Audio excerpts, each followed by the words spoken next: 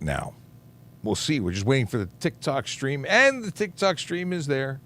Holy. How's it going, everybody?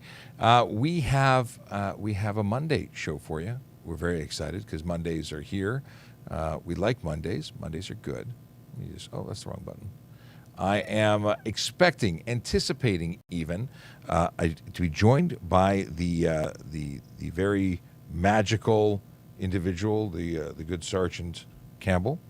I also am using a Sharpie pen today. For those who follow me on Twitter, you will know that I answered in response to a breakfast television post. They wanted to know which pen you would use. And you know what? I've been using this gel pen. And then they challenged me. Well, they didn't challenge me. They said, of these pens available, which pen would you use? And I'm like, I need a clicky pen. They gave the option of this Sharpie. I said, I'm going to try it. And I don't know if they suckered me into it. Was it some kind of trick to get me to buy pens? But I bought them. I bought a bunch of pens on Amazon. What's going on, Jacob, who says happy Monnier? I think you may have maybe typoed that. It's not Monnier. Or I guess it's Monnier. It's Friday is a thing, but Monnier? I don't know if anybody agrees with you with that. Just a quick bit of info. If you are watching us, we are currently streaming on a number of different channels. We are on YouTube, Twitch, Twitter, LinkedIn, Facebook, Instagram, and of course TikTok. TikTok, we have over 603,000 followers. You could be one of them just by clicking follow. In fact, if you are currently watching, please share, please like, please, tap that screen until your fingers go numb and share with your friends and family, even people you don't like, people you just think should be driving better. We have a goal here. It's a simple one. We want to make the roads safer for everyone. We want to also take away some of the mystery. And there is some mystery when it comes to deciphering laws. We want to take away some of that mystery so that you don't get tickets for things you didn't know you were doing wrong. Because you know what? I know that not everybody who breaks the law when it comes to traffic law is doing it because they want to be bad. Some people just don't get it. It's wordy and stuff. So let's bring it down. Let's make it interesting. Let's make it fun if we can. That's what we do. Now, if you're watching on TikTok, you can throw questions into the chat. Actually, we'll make it simple. If you're watching anywhere except Twitter, you can pretty much ask us questions. If you're watching on Twitter, I am sad to say you can't ask us questions. Not within the app, but you can go over to trafficcop.ca. Why? Because trafficcop.ca is my link tree. And when you go there, you will be given the opportunity to see all sorts of stuff. YouTube channels and Instagram channels and stuff and things, even useful links that will benefit you in ways you don't even understand yet. Like if you're going to loan your friend a car, did you know that you're responsible to ensure that they're licensed? Because if they're not licensed and they get stopped, and we know they're not licensed and we know it's your car, we'll come calling. And when we talk to you, we're going to find out whether or not you knew they were licensed. And if you didn't, or if you did, it doesn't really matter. You're responsible for enabling that person to drive while unlicensed and you get a ticket. A lot of people don't know that. But if you go to trafficcop.ca, there's a link at the bottom, and it's the Ministry of Transportation that gives you access to check the status of their license. And you won't run into that problem if you've checked and you found out that they were good to go. Kayla Draconis with greetings and salutations, and I've got to address something. On Friday, this past Friday, he said that it was his wife's birthday, and he wanted me to give her a shout-out. And I read it, and I put it in that part of my mind with the, get to that in just a second, and then accidentally that part of my mind was erased. So a belated happy birthday to the significant other of Kayla Draconis. I really do apologize. I really intended to wish you a happy birthday, and just didn't. And I felt horrible for the entire weekend. I'm glad I'm making it better now. Hopefully you're here to see it. If you're not, it's available on reruns. These episodes are all stored on YouTube. You can go and watch them anytime you want. If you have a few years of your life that you want to put to good use, just watch our show on loop. We have hundreds and hundreds of episodes to keep you entertained or punish you, depending on whether you think this is good or bad content. Jeffrey says, morning. And to that I say, morning. I'm not going to try and read that properly. It was not spelled. Well, morning. Typos are a real thing, and I appreciate that they happen all the time. Okay, let's get into some stuff and things. Before we get into your questions, which I have a whole bunch of them, some of them are even from last week, because we didn't get to everybody. We can't get to everybody. We have so many questions and not enough time. So I have some that are queued in from last week. We're going to get rid of those at the top of the show. I don't want everyone to think that if you don't show up, if you don't get your questions in, but you took the time to write to us, that we're just going to ignore you. No, we want to try and get your answers, your questions answered. Yeah, that's what I meant. Before we do that, I want to quickly address the Vision Zero enforcement team. They are a group of dedicated officers who go out into different areas of the city each and every day. They're given information by our analysts to see where they need to be, and based on that information, they go and enhance, augment the already good work being done by officers in those divisions. Today, they are in 14 Division and 53 Division. Well, what does that mean? To those who don't know what the division is and the boundaries of each division are, I'm going to give you a hint. They are real communities, neighborhoods like Christie, Ossington, Annex, Little Italy, Lawrence Park, Yonge and Eglinton, Rosedale, Leaside, neighborhoods where real people live, work, and play, and they deserve to be safe. They deserve to be safe and not affected or impacted by the people who choose to drive above the speed limit, to drive aggressively, to drive distracted, to drive impaired. And those are the big four offenses that our Vision Zero enforcement team are specifically focused on. The people who are leading or engaged in behavior that leads to serious injury and death on our roads. That's it. Simple as that. My name is Sean Shapiro. I am the voiceover cop. I work at traffic safety programs at Traffic Services, which happens to be right here at 9 Hannah Avenue. It's the traffic unit, the centralized traffic unit for the entire city of Toronto. We are the Toronto Police, and I am a police officer. Some people ask. I have to say, I am a cop. Now, I happen to be a cop who sits at a desk and talks to you on social media, but I am a police officer, and I know some stuff, and I share that stuff with you. If you've got questions about traffic law, traffic safety, or police stuff in general, please feel free to ask. That's what we do. CJ is assisting by taking your questions from the good old TikTok and transferring them over. So I see the chat, and I also see captions like this one. Is it illegal to lift your truck? Let me put it on screen. It is not specifically illegal to lift your truck. There are maximums and minimums for hiring, for lowering and raising. 3 inches is apparently the max you can do with a body lift kit. Anything beyond that has to be something sanctioned by the manufacturer, kits that are available, things of that nature. You can get a ticket for having a vehicle that's too high. You can get a ticket for having a vehicle that's too low, and that's outside of safety. See, I can look at your vehicle and say there's tire rub, or your tires are exposed and not covered by a mud flap or fender flare or fender.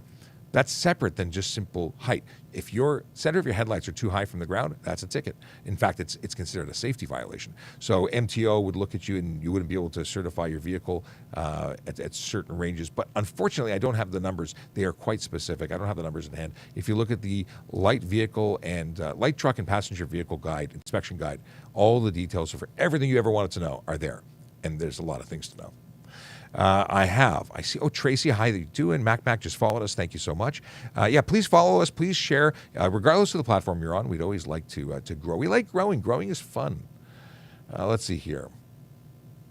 This question was actually answered last week. We have a question. We have a question of what's the difference between assault and battery? Well, one you use to charge your phone. That's a bad joke. Battery, I don't think isn't language that we use in Canada. The specifics of battery. Basically, we look at assault, and assault caused bodily harm, and I think that's going to be the equivalent here. Let me just have a quick look here. My video is not uploading. Why is it not uploading? Hang on, let me try putting it onto the Wi-Fi. The Wi-Fi is strong in here. Well, we'll come back to that. I was uploading a video to TikTok. I thought it would have gone up and out, but apparently not. All right. Assault and battery. Pretty sure it's American terminology because I'm not familiar with it. Oh. Maybe it is something used here. We'll come back to it. Computers are not. What's the difference between assault and battery? Oh, it's a Toronto lawyer talking about it. Must be something that's dealing with the Canadian. Battery has an equivalent in the criminal code. Okay, so that says an American terminology. The act of battering is a legal term, an offensive touching or use of force on a person without the person's consent. We'll come back to this. I'm going too deep down the road. It has to convert it from I have to convert it over from what I'm reading about the American stuff. All right. Anyway, this is stuff you can Google, but I will look into it. We'll get back to it. What is this? What about food delivery drivers' insurance needs to be commercial? So we don't get into what type of insurance you have to have. You must have insurance on your vehicle that is valid and in use at the time that you were driving the vehicle on the road. Now, when it gets to what kind of insurance, well, you should have commercial insurance. Will we lay you a charge as police officers for not having commercial insurance? Not necessarily a thing we're dealing with. We're looking to make sure the vehicle is insured and the driver is licensed and has the appropriate license for the type of vehicle that they're operating. Now, when you get into, if you get into a collision and it seemed that you were involved in in business, commercial operations, and you didn't have the appropriate coverage, well, then you're going to have problems claiming stuff with them. But, you should have the appropriate level. You want to protect yourself. Insurance is a good thing. Let's see here. I gotta adjust some stuff to make sure. We're all set up, but I'm going to get you to shift over that way a bit. Perfect. And then I'm going to do the same thing in a second. Hey, look at that. Sergeant Campbell's on camera, but does not yet have a microphone on. Which microphone are we using? That one? That one? This one? That's the one. That's the one. Okay. Oh, wow, that's loud. Good morning. Good morning. We were just talking about some stuff and things. It's funny how that works. Stuff and things. Yes. We were talking about lifting and lowering, and we were talking about... actually, this is one that I didn't get to... I started to go down, and I started reading up on it, because we don't use the terminology of battery in Canada, do we? Of what? Battery, like assault and battery? No, we don't. That's definitely not... I think that's... American stuff. Yes. But I started looking at, and apparently there is an equivalent to battery in the Canadian Criminal Code, but I've not read enough about it to really speak about it. So we're going to have to circle back another time. I'm going to leave that on the to-do list. What was the other thing? Oh, interesting. Something from Friday, aside from a ton of jokes that we haven't read. The question was about vehicles that are shipped with windshield glass that is not AS1. So apparently there's a bunch of high-end cars that have AS2, different, and in my understanding of the different levels of AS1, AS2, and so on, are how clear the glass is. But I went in because I was under the impression you could have no tints, even anything other than AS1 was not permitted. But according to the inspection guide, which I quickly looked into, apparently there are some other glass types that are permitted. So some research stuff, but I've been meaning to talk to you about it since we last spoke. Well, that's something I don't really know that much about. That would be more a standards and safety standards and Canadian motor vehicle standards. So maybe worth looking into. It's stuff to look at. I like learning new stuff. So it's always interesting when we come across things like that. We just, I've been saying one thing for a long time, and then I read it from a different angle, and I learned something. So I want to research the heck out of it and then get back to everybody. For those who are wondering whose pink mug is in the background, that would be one Aaron Urquhart who's hiding in the background. You have okay. Well, let's see here. If someone, what is this? Oh. If someone doesn't stop while you're trying to pull them over and they speed, are you allowed to chase them?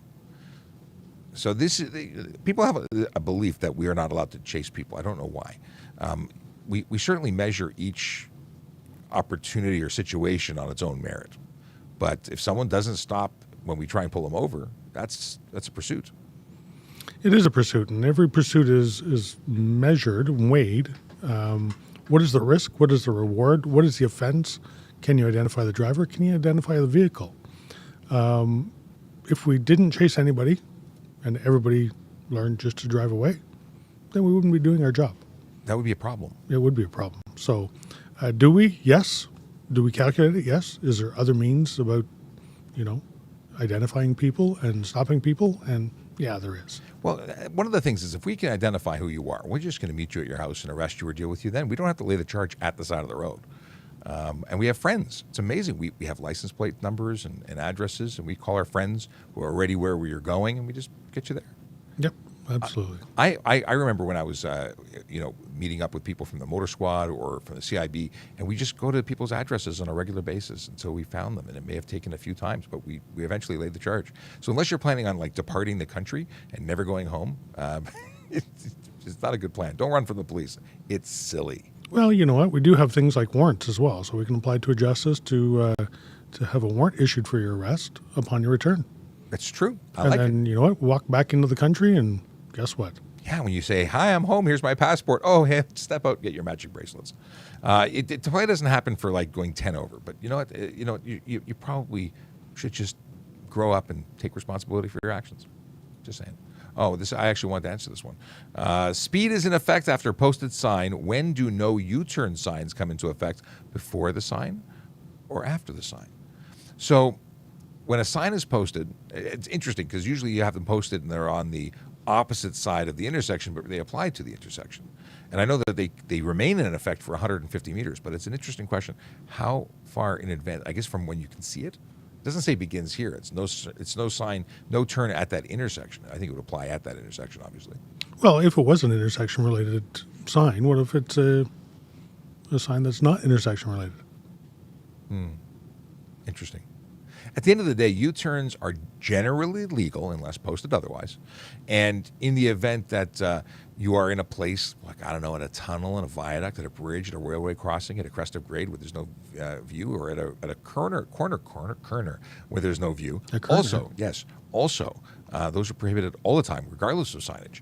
So you're going to be responsible when you take it, you will be held responsible when you take those turns and put yourself in what I consider to be a risky situation. I think there's some better options other than U-turns. Although I've had some driving instructors on TikTok say it's not dangerous. Well, it is at higher risk than driving straight. It is at higher risk than, making just a straight left turn, and then another left turn, and then a right turn. And that is a safer way. It may take a couple extra seconds, but you may live longer. Just saying. Jeffrey says, didn't realize my YouTube name was different here from my phone. It's Big Jeff Fresh, masquerading as Jeffrey. And Chase says, just thought the signs for no crossing HOV lanes are substantially more than 150 meters apart. There's charges for the signs. I've often said that it's not the lines. It is the sign that is enforceable for crossing lines. But in the case of HOV lanes, there's actually a charge on the book specifically for utilizing those lanes. So while you may not get a charge for crossing the line outside of those signs, you would get a charge for improperly using that lane. So there's different ways to get you, and they're going to get you. Although I did see a number of vehicles this morning in the HOV lane, which on my inspection through their heavily tinted windows, could only see one person. And granted, there may have been a child in a baby carriage transport restraint device thing, but I don't think so. I think some people were getting busy with the lane and just rolling the dice. Maybe. That's a risk. Let's see here. The reward better be worth it because the fine is... It's significant. Yeah, it is. When city vehicles are speeding and go through cameras, do they get tickets, buses, etc.? Oh, yeah. Yeah. I can't speak to what the process is for other agencies like TTC or whatnot, but if we go through a red light camera, we will get 4 hours. It starts at 4 hours, right? No, red light is more. 8 hours? Red light is 8 hours. 8 hours of pay, way more than the fine would be. And then if you do it again, I think it goes to 16 hours. And we also risk the ticket. We can get charged for it under the Highway Traffic Act. But it's a police service vehicle, so it affects your employment. That doesn't sound like a fun thing to go through. I'm fortunate that I've not had to deal with that. But as a sergeant, you've probably had to deal with people who have done it and then had to pay for it. Yeah, what's even worse is we have to go out and investigate police service vehicle collisions. And we don't like doing that. It's less fun. But what is the other? Oh, and then there's speed cameras, and speed cameras are a similar situation. But no, I don't want that. Well, we do have an exemption for speeding to a certain point. True. Till it becomes dangerous. It's still not fun. I mean, if you have a reason to be doing it lawfully, it's easy. But if you were just cruising around, people always say police officers are just cruising around all the time, taking advantage of the fact that they can speed. Well, if you're just cruising around, you have no lawful reason to exceed the speed limit, and you trip one of these cameras, I imagine you're probably going to have a hard time explaining it. And really, who wants to speed if you're not doing anything? If you're not going somewhere, doing something important. Added risk for no reason. There's no reason. We talked about this before. Can you pass an ambulance with lights and sirens on in the highway if they're doing 5 under? Generally speaking, we don't want you passing emergency vehicles. If they've got their active lights and sirens on, I believe. I don't know if there's a specific charge for passing one. Well, I would think, taking all the evidence that you've just presented to us, is it has its lights on and it's traveling at 5 kilometers less than the speed limit. I would imagine that they're looking for an address to go to very quickly, and you can anticipate maybe a turn happening right away. So no, I wouldn't be passing them, because what happens if they make a left turn? You're now in a collision with them. Well, in truth, lights and sirens, you're supposed to be pulling over and moving to the closest curb and stopping. So I guess that would be an offense under the Highway Traffic Act, thinking this through. But very often you'll see an ambulance that's just driving without its siren on, with its lights on. That could have been a situation where they've forgotten to turn them off, or maybe they're just saying that they're on their way, but they don't need you to actively clear. So I'm trying to put myself in any one of the many possibilities. I still wouldn't be the person who passes them, because don't pass them. Whether you get a ticket or not, they're going somewhere. They're important. I'm just being fickle. Yeah, in that situation, the siren's not active. The lights on their own don't necessarily. I don't know. I pulled up beside them before and said, "Hey, your lights are on." They go, "Oh, thanks," and they turn them off. When I was in a police vehicle. And I've seen police cars, especially their rear lights. Sometimes you forget to turn them off, and Rear flashers. They don't make much noise. So, can you drive? Oh, here. Can you drive at the speed limit on a lane next to a police vehicle making a traffic stop? So this is dealing with the slow down, move over law. So if whether it be police, fire, ambulance, or even a tow truck with its lights on, and they are actively in the lane or the shoulder, you're required to slow down and pull over, and if possible, give them a full lane of safety. No, slow down and pull over. You mean Move stop? over. No, move over. Slow down I and apologize. move over. So if there's a lane available for you to travel on, you're obligated to do that. And yeah, you want to get over as far as possible. I see people who slow down and crawl by, and if there's nowhere else to go, I get it, because you can only go where you can go. You're not being expected to go into oncoming traffic. But it is. We are out there working. We're trying to be safe ourselves. We want to go home at the end of every day. We're helping people who need our assistance, or we're arresting someone who needs to be arrested. Either way, we're working out there. So we've seen too many people injured and had too many losses of life as a result. And it's in tow truck people too, tow operators. You know what? When an emergency vehicle or a tow truck is out working, you never know what the situation is going to be right in front of that tow truck or that emergency vehicle. Something out of the ordinary is happening. You're not supposed to be there, so there's a requirement to have a vehicle there to perform a service or to do something else. So it's totally unexpected what may be happening up there. So slow down, move over. Mark says most of the laws are common sense, thank goodness. Actually, really, they are. I mean, that's one of the reasons we call there's a thing called common law. I think I don't know if it comes from common sense, but I think it really applies. A lot of it just makes sense. One of the things I was taught at the police college by my provincial stats course educator was, if it doesn't look right, it probably isn't. Yeah. And that pretty much goes for driving, for everything in the Highway Traffic Act. Well, and even when we talk about criminal stuff and we talk about what's reasonable, probable grounds, and I remember it was always said that if your mom or someone who isn't versed in and isn't trained in law looks at it and thinks it looks out of place and it shouldn't be done, it probably shouldn't be done. Doesn't take a law professor to understand that beating somebody up or stealing from them is wrong. So, I took this again. What happens if somebody that get pulled over and license is unknowingly suspended? So you're pulled over, you were going on your way to work, and you had no idea that your license was suspended. Well, you get notified at that moment, and you don't get to drive away. So if you're licensed under suspension, you're deemed to have been notified because the ministry will send out a notice to your address. And it's the last known address that's on your driver's license. If you've moved and you haven't updated your driver's license, you may not get that notice, but the obligation's on you to notify them. So after 6 days, you're deemed to have been notified, even if you don't get the mail, kind of like me. I'm the only one in the house that gets the mail, and sometimes I forget to do it. Ottawa Police, just over the weekend, put out a release that they saw a drastic increase in people driving without a valid license, not under suspension, but expired. And I think that has an awful lot to do with the fact that you don't have to pay for validation stickers for your car anymore. And that's sort of a reminder to have a look at your driver's license, your health card at the same time.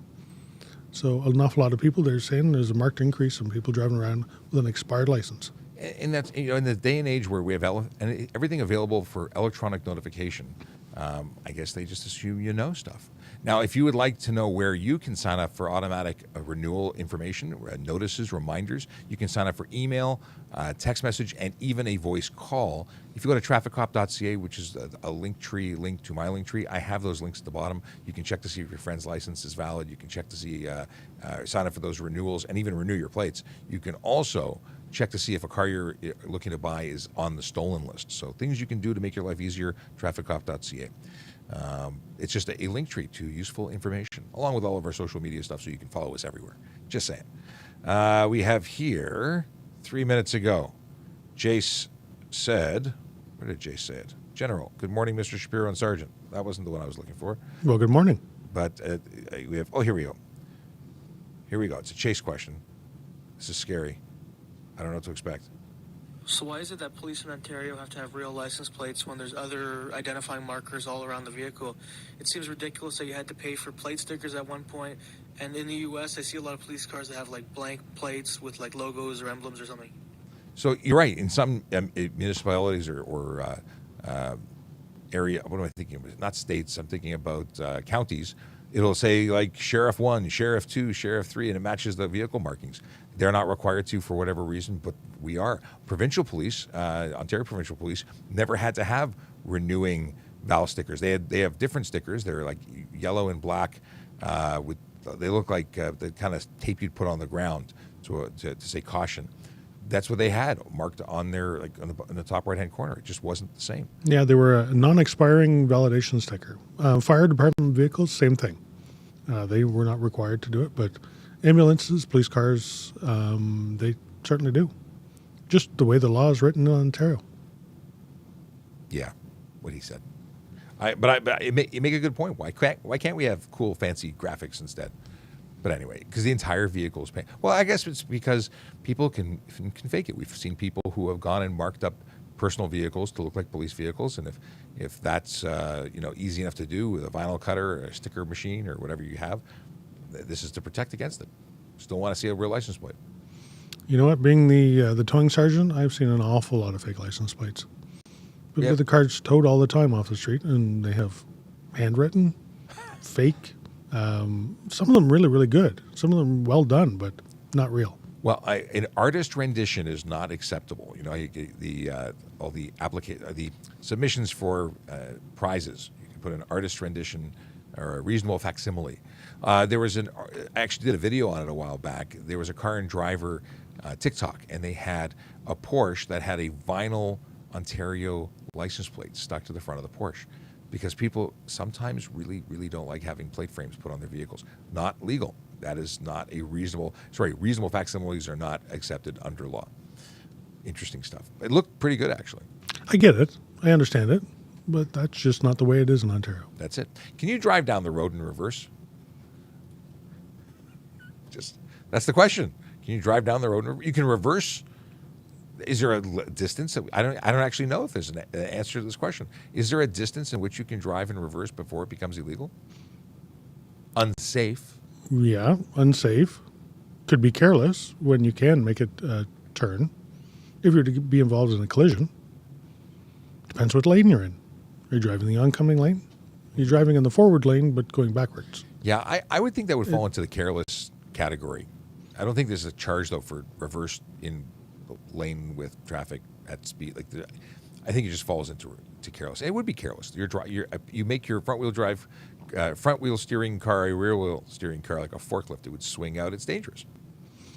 And if you have another option to do it safely, then what if they blew their first gear? They can only go in reverse. Mm-hmm. It was an unsafe vehicle, I would say. Yeah. And then your taillights are in the wrong side of your car, and your headlights on the wrong side of your car. Yeah. Seatbelts don't really work well when you're going backwards either. That's funny. That's right. Although that's a whole different situation. Do officers actually give out tickets for no signal lane changes? Absolutely. It's a totally reasonable one to give too. A lot of people think that we are like, this was based on some snow removal. I put up some photos of license plates that were covered in snow on Twitter, and many people, or at least a few vocal people, were upset about the fact that we were focused on things as simple and silly as a blocked license plate. And we actually enforce all the laws, not just some of the laws. We may not focus on all of the laws all the time. We're looking at the stuff that leads to serious injury and death, but that's not to say we ignore minor laws when we come across them. So, yeah, everything else is just education. What is this? Oh, Big Jeff Fresh says, I would think that driving indefinitely in reverse would be stunt driving. I don't know. I guess if you did the James Bond spin around Dukes of Hazzard kind of stuff. I don't know if it would fit into the stunt driving category, but... And Akela says, I thought there was a law against reversing on a controlled access expressway. There is. And I wasn't even thinking, that would be truly impressive, although totally illegal, to get that far into the world. I did see a Lexus over the weekend that was on the expressway, and they were doing somewhere around 60 in lane 3, and they had their hazards on, so I guess it made it okay. Yeah. I think if you put your hazards on, you can do anything you want, right? Isn't that the rule? Or maybe not. No, I think that's not the rule. And I got to say, and I got a call from my buddy Mike, who said, can you please make a video about people putting their hazards on in storms, rain, fog, snow, anytime when they're not stopped? And I think we should talk about it, because we've talked about it individually. We've talked about it on camera before. People who put their hazards on while they're driving are doing it wrong. If your car is disabled and you think that, and you can't go faster than 60 and you're trying to use the highway, you're on the wrong road. Don't be on the highway when you can't travel at a safe speed. But if you're traveling because of inclement weather and you think that's a reason to put your hazards on, I think you're confusing people. It's just not what's supposed to be done. No, I'm going to tell you a situation that I had on Thursday night when I was driving up north. That was the night when the big snowstorms were coming through as a cold front came through. And I experienced a zero visibility episode. Like, really bad. Probably one of the worst ones I've gone through. And I used all the available technology around me. I had my GPS on. I knew exactly there was a little side road coming up somewhere. I couldn't see where it was, but I was moving along, creeping along very, very slowly. I knew there was a car behind me because I watched the cars and vehicles around me. Mm-hmm. I didn't want them to run into the back of me, but I pulled up enough that I could roll down my window and just saw a little bit of the stop sign and was able to pull off the road onto that side road so that I didn't get hit from behind. But I couldn't see, couldn't go forward, couldn't go backwards, could not see. You know what? That was a situation when I pulled over, that called for my hazard lights. It makes total sense. Yeah. But the idea of driving, like, it's picturing that light off in the distance, and you're using that as the marker, and that just keeps on staying farther. It doesn't make sense. People assume, and if they don't assume, they should assume, that hazard lights means you're not moving. And the people who are throwing those hazards on while driving around are messing with the system. Is it true that any sort of camera ticket doesn't take any demerit points? Yeah, actually it is true. In Ontario. In Ontario, that's right. Australia, they do give points.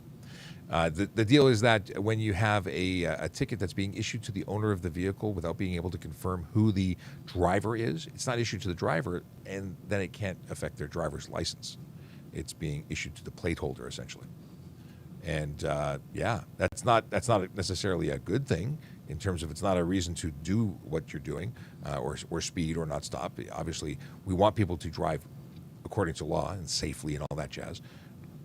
But yeah, there's less impact. Now, the question that usually comes after is, well, what if a police officer was watching? Could they lay the charge at the same time?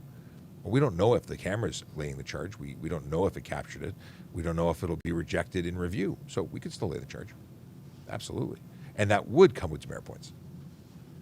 And let's go with the follow-up of, how long does it take for a ticket to be removed from a driver's license abstract? You've added the word abstract, which actually confuses the answer to that question. Because an abstract is generally the entire thing. And if you look at that, that's forever. It doesn't come off your abstract that I'm aware of. Every conviction you get is still in the system somewhere.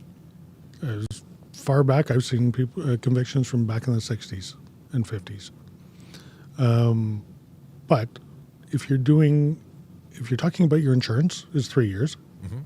If you're talking about convictions for moving up in your driving class, it's 2 years, I believe. Well, it's 2 years is for your points. 2 years from date of the offense, the points are on your system, so that if you were to accumulate more points, you might find yourself getting letters saying, "Hey, become a better driver," or you're under suspension for accumulating too many points.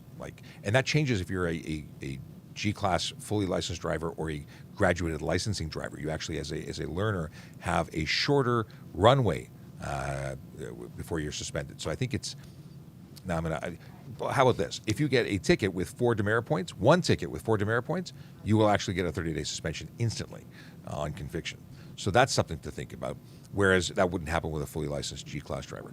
But the convictions stay on your license for 3 years from the date of conviction for that current window that insurance companies look at to determine your risk factor.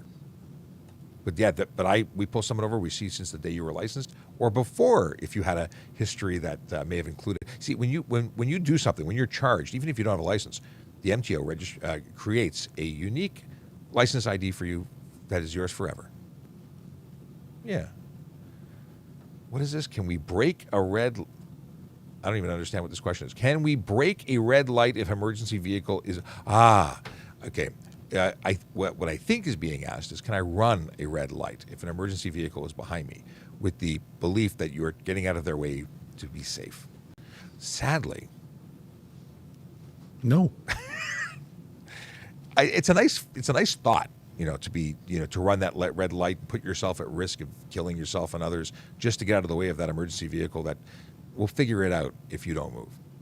You can't go through a red light. You must, according to the HTA, be a police fire ambulance with full 360 lighting and an active siren in order to go through a red light. And we even have to come to a complete stop, only proceeding through the intersection when it's safe to do so. At any time that you go through a red light in your personal vehicle is unsafe.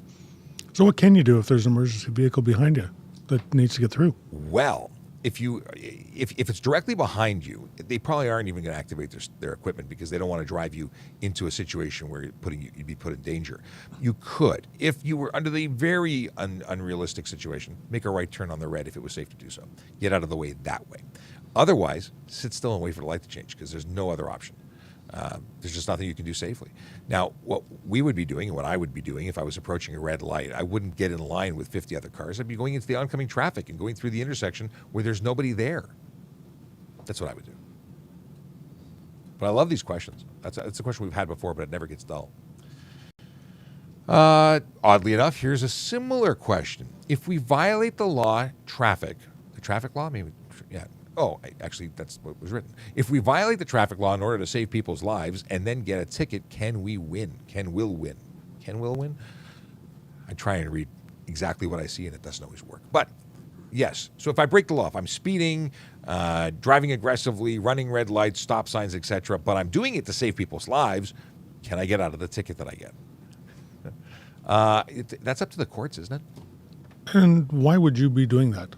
What situation would you driving through a red light be a good idea?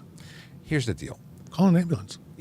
That's it. If it's an emergency requiring medical attention, we are not in a situation like 100 years ago where that person, like getting you to the ambulance or getting you to the hospital is the only thing that will save your life. Paramedics are providing life-saving medical attention at the moment that they get to you. They may not even drive for an hour because they're too busy stabilizing you for transportation. And if they just put you in the back of the truck and drove you, you might die, or the person you're trying to help might die. Which is why putting you in the back of a car and rushing you to the hospital may not save their life, but an ambulance might. There are a lot of reasons to wait for advanced medical care to arrive at your door. It's not 100 years ago. It's not 50 years ago. Things are different now. And I understand, and I know that many Americans watching this, and we do have a large audience from the United States, they say, well, it's too expensive. We can't afford. It's like $5,000 to go by ambulance to the hospital. I get it. But if nobody gets to the hospital, you're no further ahead.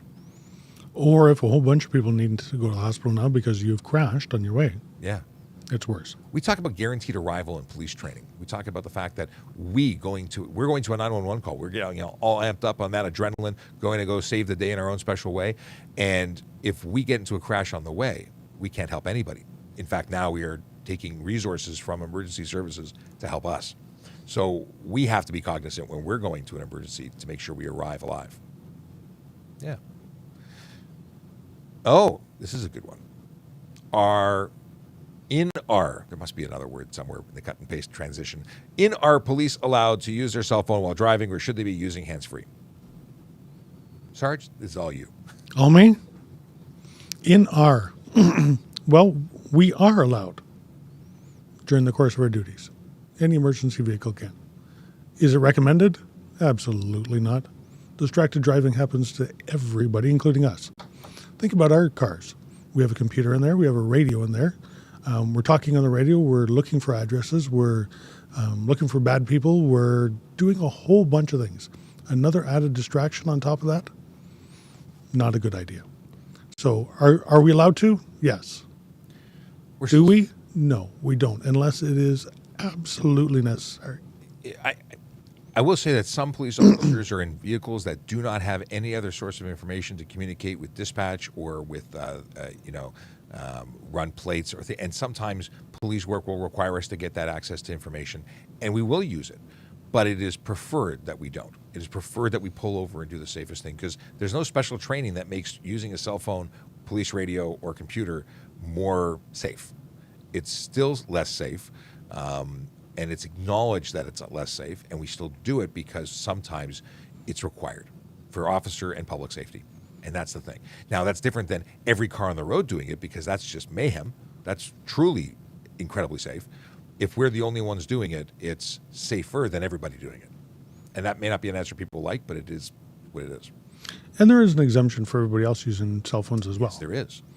And that is if you are calling in an emergency, following a drunk driver, and you're actively calling 911, you are allowed to do that when you're driving. And guess what? We can check your phone records. So if you say that you're calling 911 and you weren't calling 911, that would be lying, and we'd still lay the charge. Yep, absolutely.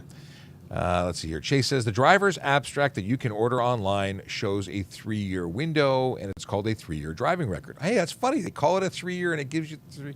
Yeah. There is a full abstract that's also available, and that apparently you can't order online. I'm getting that based on Chase's comment. So when I was applying to the Toronto Police Service, I applied for a full driver's abstract, and I went to the ministry to get it. What is this? Josh says, I live in an area that has a 20 to 30 minute response time for an ambulance, so I have rolled through a stop sign to rush someone and meet them. You don't save significantly enough time to roll through a stop sign. They wouldn't give you anything. What you do risk is getting hurt and not getting there. I will say this. If you are on the phone with ambulance, with dispatch, and they're telling you get in the car and go because that's the best way to get to where you have to be to meet an ambulance, do what they tell you, but follow the laws and drive safely while you're getting there. When you say roll, I mean, it could be many different things. It could be not actually ceasing to move, but making sure the way was clear. A rolling stop where, for all intents and purposes, you have stopped, but the car hasn't rocked. If that's what you're doing, I have less of an issue with it. If rolling to you is 15 kilometers an hour, I have a major problem with it. But then that's a different story. Okay. I used to go to court and testify about stop sign enforcement all the time, and they said, well, I did a rolling stop. I'm like, but did you stop? And they said, well, I did a rolling stop. There is no such thing as a rolling stop. You didn't stop or you did stop. That's it. But on the flip side, I also said, by the way, I actually don't write tickets to people who are so slow that they could have stopped but didn't stop. I tend to focus on the people who made no effort to stop, and then they got convicted because I didn't pull them over for doing what they suggested they did. Anyway. Additionally to that, Sean, if you got a 20-minute response time, that means you've probably got about 20 minutes to drive to the hospital. That microsecond, fraction of a second that you think you're going to save really makes no difference at all. I agree wholeheartedly. Wholeheartedly? Wholeheartedly. I'm bringing out the big words. Yeah. Yes. Just while I look up something else. I should have grabbed... Yes, you should have. But that's tomorrow. We have another day for that. Do we read this one already? Dad, I like my new headphones, but I have to switch sides sometimes because they're a little uncomfortable. Dad says, how long does it take until you're really irritated? Why do bees stay in their hive all winter? This one's not bad. I don't know. It's swarm. Not bad. It's not bad. Not bad. That was January 31st. I've been really behind on my dad jokes. I told my doctor that I broke my arm in 2 places. She told me to stop going to those places. That's actually better than... That's better than We've been the getting norm. really bad jokes. This is the deck that my wife bought me. It's a calendar. And they were some horrible, horrible jokes. But some of them, they're getting better. Maybe by the end we'll have some real side-splitting ones. So we do have another person in the office that actually has a dad joke calendar. Yes. And those ones are actually pretty good. But mine are in color. Hers are in black and white. That's true. So what they lack in humor, they boost in colorful ink. Is the new 3-wheeled vehicle the solo car or a motorcycle? I think it depends which 3-wheeled vehicle we're referring to. If you're talking about the, well, let's see. Actually, they're all motorcycles, but which one are we talking about? Well, they're not all motorcycles. Which one is not a motorcycle? The Polaris made one. The boomerang, the flashback, what are we calling it? No, I can't remember the. But that is a motorcycle. Well, no, it isn't. It's a vehicle, but it does have some certain restrictions on it where you do have to wear your seatbelt and a helmet. Yes, there was an exemption for the driver's license where you could drive with a Jeep, but it was still classified as a motorcycle, as far as I know. Well, no, it had motorcycle safety requirements on it. Mm-hmm. Now, if you're talking about something like the Spider, the Can-Am Spider, where you sit astride it, so you're sitting on top of the seat, not in a seat, then yes, it is a motorcycle, and you can drive one of those with a motorcycle license, or the reduced motorcycle license with a restriction on it. For trikes only. For 3-wheeled only. There's also something called, and it predates the whatever the Polaris thing is that I can't remember the name of. Here, let me have a look. But it was called a T-Rex, and I think it was manufactured in Montreal, and I think it was considered a motorcycle as opposed to an open wheel car because its powertrain was that of a Gixxer, a GSX 1100 or a 650, whatever it was. It was a motorcycle, so it had a motorcycle VIN. And because of that, it was a motorcycle, and you had to wear a helmet. I see these being driven without helmets, of course, but it has a requirement for a helmet. And that one I don't think has the exemption, but I believe that the boomerang... Slingshot. That's it. Yeah. I knew it was some kind of medieval weapon. So the Slingshot is a 3-wheeled vehicle. It looks like a 3-wheeled car. It's very wide on the front. It has 2 sit-down seats in it. You drive it with the steering wheel. Has a Chevy 2-liter engine in it, so a car engine. But the only difference is it's 3-wheeled.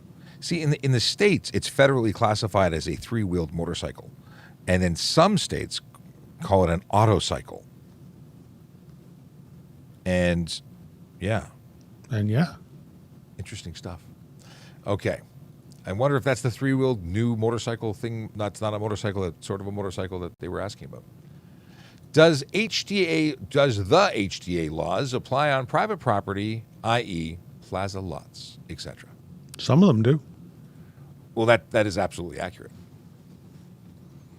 So I can think of 2 of them that they would apply. Yes. Do you have more than 2? Well, there's obviously stunt driving, which is a very large blanket of different behaviors.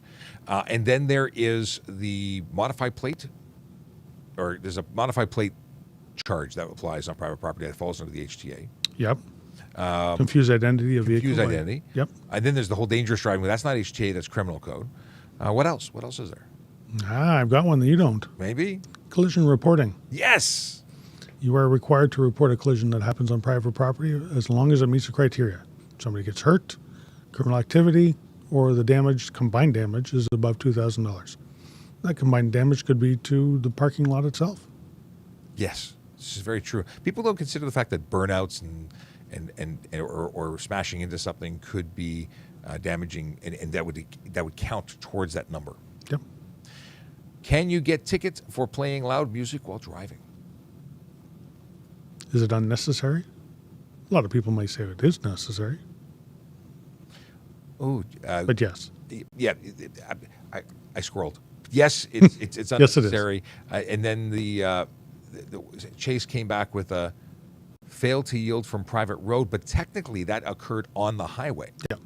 So that's not a private property offense, but it's related to private property. So I'll give you half points for that. And back to the excessive noise.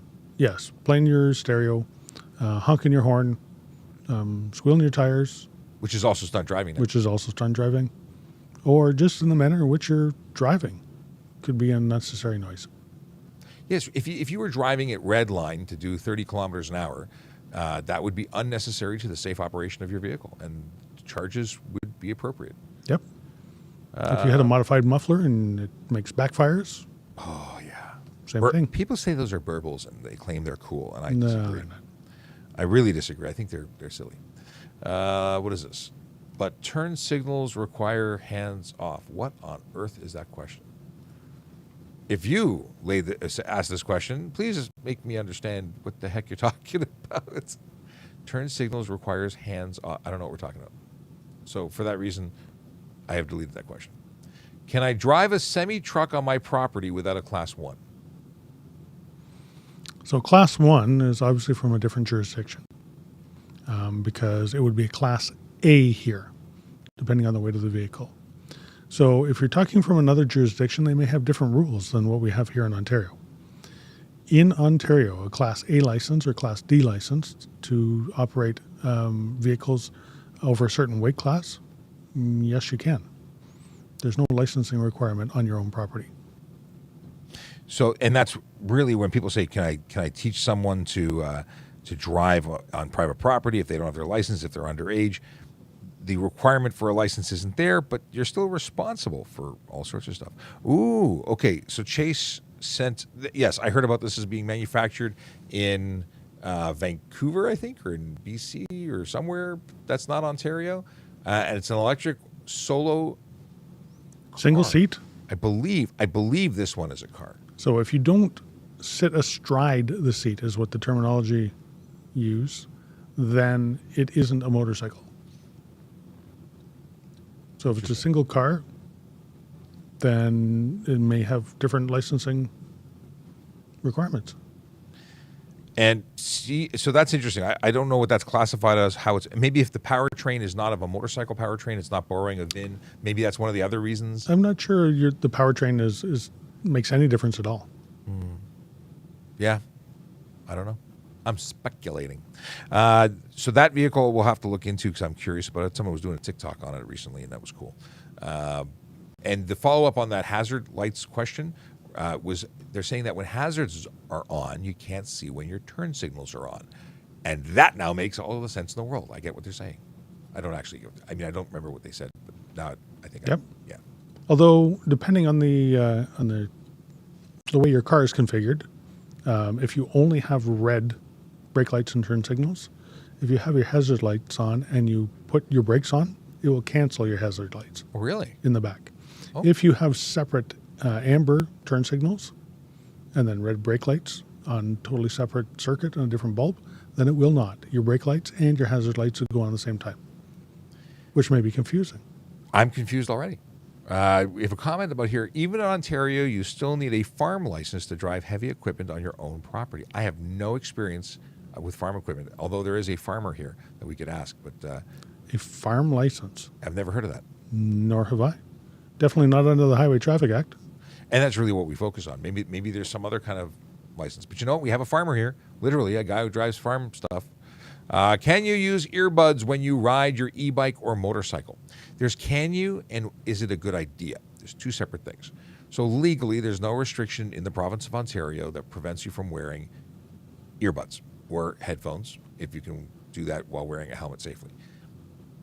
But, and I should also say that hearing isn't a requirement under the Highway Traffic Act. You need not be capable of hearing. You could be hearing impaired and still drive a motor vehicle. So, is it a requirement? No, you actually use them. You're allowed to. But I would like to hear honking horns and screeching tires and sirens so I can react to those, given the opportunity or option. Some provinces, I must add, that they do. You could have one earphone but not two. Otherwise, you can be charged. Sergeant Campbell is back to cop. You. I was getting better. I was going to say, and then you got on the microphone. You got sick again. Maybe it's just being at work. You're allergic to this place. That could be it. Is touching your phone that is mounted on the dash to switch songs illegal? We're looking at who's gonna be the one to break the news. That's use. Yep. And it's use outside of what has been stated as permissible. You're allowed to touch the phone momentarily to accept or cancel a call. That is it. And someone made a really good point in a previous episode recently. If you're watching, then you made a really good point. If you don't answer it, it'll just go to voicemail. So there's no reason to decline a call. There need only be an answer call or hang up. And truthfully, if they hang up first, it'll automatically cancel. So there's really only one press required, and that's to answer or slide or swipe. Beyond that, it's use that is not accepted, and you could be charged at $615, 3 demerit points, 3 days suspension on your first conviction. It goes up as you continue to behave in the addicted ways of using your phone while driving. Yes. I have, what is this? I have a G2, 6 demerit points, and got a letter saying my license is suspended. What should I do? Well, let's start with don't drive because you're suspended. And if you were to drive whilst under suspension, you're looking at a more serious charge of drive while under suspension. You're also not going to be insured when you're driving under suspension. The vehicle might be, but your insurance company is going to tell you to take a hike when you wreck your favorite vehicle, or even if you hate the vehicle. If you wreck the vehicle, you're not going to get it covered. What else would we say about that? Well, you'll have to deal with your suspension. Find out what your suspension's for, find out for how long it is, and when your suspension has expired, you have to apply to get your driver's license back again. You may also have to pay a fee to get your driver's license back and wait a couple of days for them to make it valid again. Is true. It's absolutely true. Terrence, so to finish off on that, if you have 6 demerit points, if that came by way of one ticket, that is over the 4, and you would have gotten a 30-day suspension for your first, you would have had a 90-day suspension for your second time of getting a ticket like that, and the third time you get another one, you're going to get kicked out of the driver's license program altogether. But if that was 6 demerit points, same thing. First time you get a 6 demerit Easy for you to ticket. say. Yeah. So if you got a careless driving charge, which comes with 6 demerit points, that on its own would cause a suspension. So, yeah, definitely get that dealt with, and don't drive until then. That's a good question. I'm glad you asked it. On your notice, there'll be a 1-800 number. You can call the Ministry of Transportation, and they can explain it to you. Let's see here. Just a couple of quick ones that I saw in the chat that we're going to take as out of order. Someone said, what if you use your Apple Watch to switch the songs in your vehicle, because you can control your Apple Watch. Your Apple Watch can control your phone. Well, technically, you can still be charged for a handheld communication device for using your watch. Same thing. Your watch, if you're looking at it to check the time like I do all the time, that's legal. But there's also a clock on your dashboard that would be the better choice. Yep, I can answer calls on my watch. I can dial calls on my watch, all of which are very distracting. There was something else that caught my eye, and I can't scroll back for some reason. It's gone. Oh, can I have a plate? Can I leave my plate in the dash in Kitchener? So it's an Ontario law that deals with displaying 2 plates. And no, the plate in the dashboard, not only is it unsafe, it's illegal. Okay. Dad, my food tastes a little funny. Then why aren't you laughing? It's not bad. February 3rd. Winter is my favorite season. It's way cooler than summer. It's way cooler than summer. Got it. I'll send this one. Actually, I don't mind that one. I'll send this one back to you. Yeah. With you can keep that one. That's a good one. Trying to get caught up with them. What is this? Vehicle. Okay. Vehicle Volley says that would be the same as those 3-wheeled Peel cars from the 1950s and 60s. Peel cars? I'm not familiar with this. So that is the Peel, I believe. Is that a Messerschmitt? No, is an English car. Oh. And yes, little 3-wheel cars. So single seat. Also, I think BMW made one as well. The Isetta. So 3-wheeled, 2 wheels in the front, 1 wheel in the back. They also made a car over in England that had 1 wheel in the front and 2 wheels in the back. I believe that was the Reliant Robin. Interesting. And they used to fall over all the time. Literally. That doesn't sound like a good plan. Let's see here. We got pictures. I guess they haven't actually updated yet. I'll You're just mumbling to yourself? Yes. As a matter of fact, I am. Mark these as here, going back there. They haven't shown up yet. Okay. My cat ate all of the food in the house. It looked like a real mouthful. Nope. Nope. What do you call a sleeping bull? A bulldozer. Not bad. Not bad. Is it illegal to drive to Quebec without winter tires? To drive to Quebec? No. So if you visit Quebec, you're not Right. required to have them. If you are registered in Quebec, you are. Is that true? That's my understanding. Oh. There's a requirement in Quebec to have winter tires. Well, yes, you are required in Quebec to have winter tires, but But I didn't believe know it's the same thing as like if you're in Northern Ontario, you're allowed to have studded tires, but if you drive to Southern Ontario, or if you live in Southern Ontario, you're not allowed to. Mind you, if you live in Northern Ontario and drive to Southern Ontario, you can be here for up to, I think, 30 days with your studded tires. Yeah, I never thought about driving to Quebec. I mean, I have winter tires, so I figure I'm part of the club. It's just- okay. Sadly, the time has flown by, and it's 11 o'clock. And I have to go to meet the folks at TVO to go do some TV stuff. So that means I have to leave. Should we take like one more question? last one. Then a song. Of course, the song. Or do we do one joke, one question, and the song? Oh my goodness, you're going to be late. I think I can make it happen. All right. Should it be like, okay, where do we start? Okay. This is a good question. Can I drive with an international driver's license in Ontario? And it's a good question because this is so heavily misunderstood. An international driver's license is not a driver's license, also known as an IDP or international driving permit. Itself is not something that gives you the authority to drive here or anywhere. It is only in conjunction with the driver's license issued by the country or province or state where you reside. So if you live, I don't know, in Germany, we'll use that as an example. I don't even know if this is divided into different states or if it's a federal license, but let's say you have a German driver's license and you come to Canada, you can drive for up to 3 months on that license as a visitor with nothing else at all. Granted, if you are here for one more day, you are now required to have an international driving license issued, which is really a translation card to explain where everything is. I think they're good to have regardless, because if you give me something that is not in English, I don't know what it says, and it may cause you to not have that license honored. Now, that being said, Sean, that's for people coming into Ontario. Yes.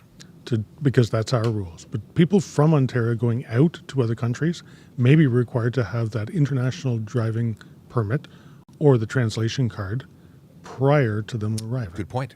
They may not honor it without the card. So good thing to have now in Ontario, actually in Canada, CAA is the only place to get an international driver's license issued. And all they do is they look at your license and they fill out a little card, at least if it's the same as it was when I was a kid. I got it at 16. They fill it out, take your picture, and it matches, and here you go. That's it. So kind of cool. But I thought I was James Bond. I thought I'm an international man of mystery now that I had an international driver's license. But a lot of people come here and they flash an international driver's license in lieu of a driver's license. And that doesn't work. It is useless. Okay, that's the one. What did I just press here? Why is this here? I took an LCBO sample drink, got stopped by the OPP, and asked if I had a drink. What do I say? Yeah, you had a drink. So it says, I don't know, I was clicking Windows and I got this question pop up. You squirreled. No, it was an accidental question presser. You squirreled. I took an LCBO sample drink. I got stopped by the OPP and asked if I had a drink. You say that you had a drink. You had a sample drink. And you tell them exactly when you had that sample drink. And then you provide a roadside sample. And it should be 15 minutes after that sample drink. And hopefully you're not under the influence because it was only the one sample drink. Okay, now I didn't press any other buttons. Alcohol is alcohol, and if you consume it, no matter where you get it from, you've still consumed it. Mohammed asked, do 4 demerit points affect your police application? John, I know, I said I wasn't going to answer anymore. But it's a good you're going to be late.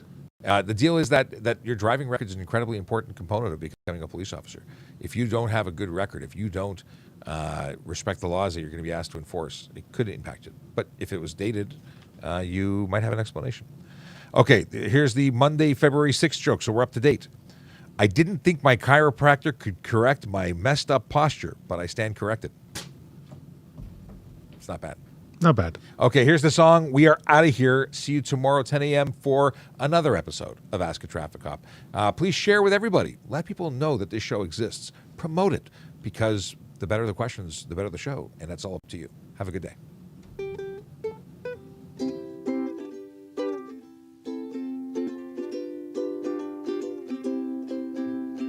Yellow light, red light, green light, go. Driving safely helps the traffic flow. Watch for pedestrians, look out for bikes, and don't drive like a jerk that no one likes. Yellow light, red light, green light, go. Driving safely is the way to go. Put down your cell phone, nobody needs you to text and drive on the DVP. Yellow light, red light, green light, go.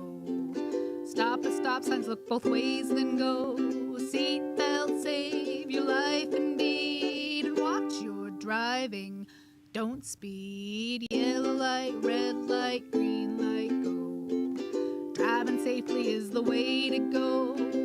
Don't drink and drive or smoke some weed, because you might go to jail and not get freed. Yellow light, red light, green light, go. Driving safely helps the traffic flow.